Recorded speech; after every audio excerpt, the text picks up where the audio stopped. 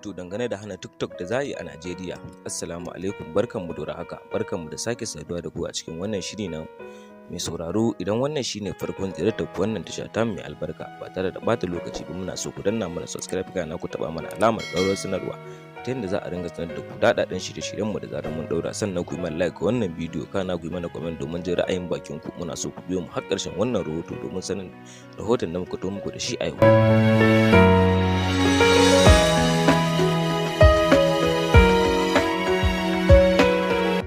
Ba kowane dalili ne zai sa a daina wannan TikTok a Najeriya ba, face yawan ɗora iskancin manyan jarumai suke yi, hamma da inda ba san su ba.